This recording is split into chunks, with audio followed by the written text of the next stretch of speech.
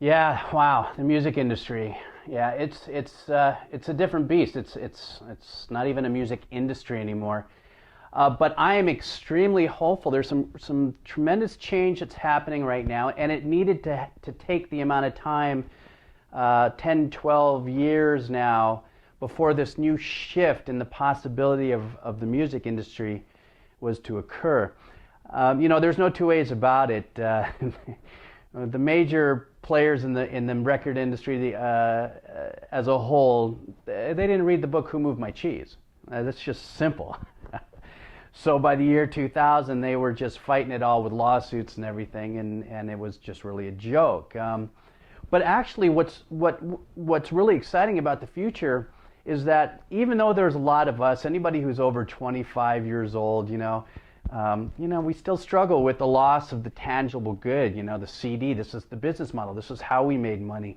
Um,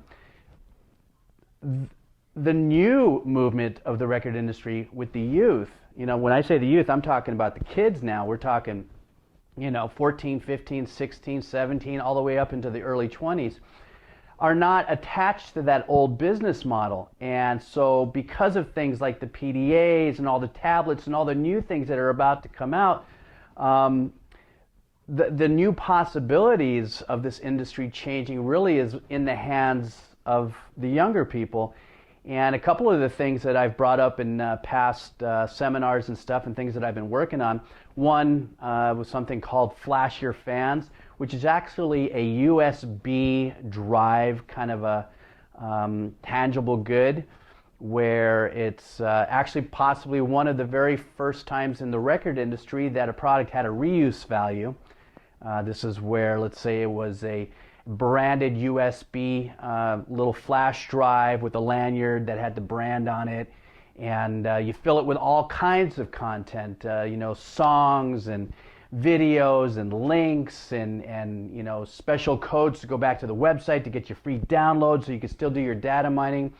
And then you would sell this for about $19.99, but the reuse value is, based on if you had to go to a concert, bring your flash drive and get a new song, or they would just take all the content off of it and then use it as their own, whatever they wanted to, but it still has a reuse value and it's constant branding and imaging.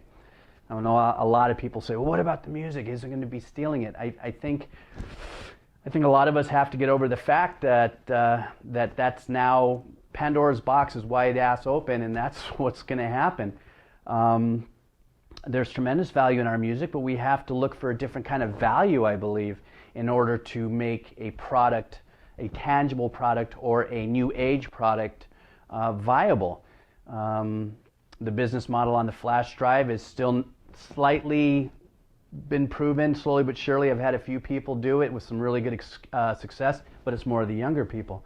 Another program that I've been working on is actually kind of a farming or a farmed out app situation where an app is being developed where artists can actually, for the same amount of money it took to actually run your first run of CDs and everything like that. Back in the day, I'd say probably maybe $1,500 for 1,000 units or something like that, that you would actually have your own app. And people would buy this app for like $10 or $12, and the app would constantly be filled up with different things. Every time the app had a new song or there was a new show or a new photo, the app would light up.